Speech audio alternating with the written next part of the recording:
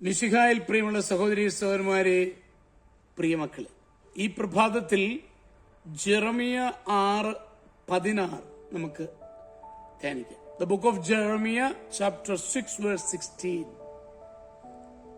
വഴിക്കവലകളിൽ നിന്ന് ശ്രദ്ധിച്ചു നോക്കുക, പഴയ പാതകൾ അന്വേഷിക്കുക, നേരായ മാർഗം തേടി അതിൽ സഞ്ചരിക്കുക, അപ്പോൾ നിങ്ങൾ വിശ്രാന്തി അടയും.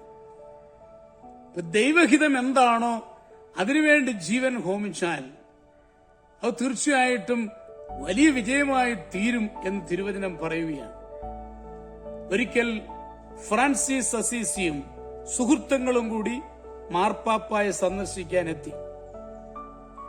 കഷായ നിറത്തിലുള്ള വസ്ത്രം ധരിച്ച് അരയിൽ കയറ് ചുറ്റി നഗ്നപാതരായി വന്ന അവരെ കണ്ട മാർപ്പാപ്പായ്ക്ക് പുച്ഛം തോന്നി.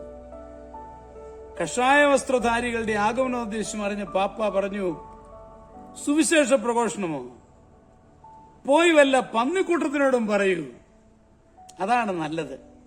അത് കേട്ട് പരിശുദ്ധ പിതാവിനെ വന്ദിച്ച് ഫ്രാൻസിസും കൂട്ടുകാരും യാത്രയായി. വഴിയിലൊരു വലിയ പന്നിക്കൂട്ടത്തെ അവർ കണ്ടു. ഫ്രാൻസിസ് അവരുടെ മധ്യത്തിലിരുന്ന് സുവിശേഷ പ്രഘോഷണം നടത്താൻ ആരംഭിച്ചു. പന്നികൾ അത് കേട്ടിട്ടെന്ന മട്ടിൽ തല കുടയുകയും ചെവി ആട്ടുകയും ചെയ്തു.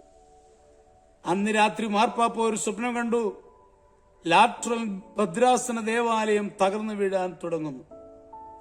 കഷായ വസ്ത്രം ധരിച്ചു വന്ന മനുഷ്യൻ ഉയർന്നു വന്ന ദേവാലയം താങ്ങി നിർത്തുന്നു.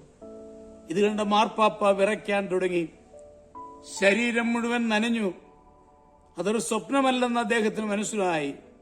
അടുത്ത പ്രഭാതത്തിൽ അദ്ദേഹം ഫ്രാൻസിസിനെയും കൂട്ടുകാരെയും വിളിപ്പിച്ചു. അവിടെ അവർക്ക് താമസിക്കാൻ സ്ഥലവും നൽകി.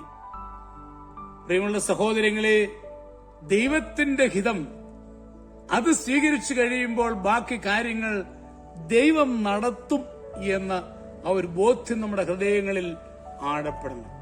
നമ്മുടെ കർത്താവ് മിശിഹായുടെ കൃപയും പിതാവായ ദൈവത്തിന്റെ സ്നേഹവും പരിശുദ്ധാത്മാവിന്റെ സഹവാസവും പരിശുദ്ധ അമ്മയുടെ മധ്യസ്ഥതയും നിങ്ങളെല്ലാവരോടും കൂടി ധാരാളമായിട്ടുണ്ടായിരിക്കട്ടെ, എപ്പോഴും എപ്പോഴും എന്നേക്കും. ആമേൻ.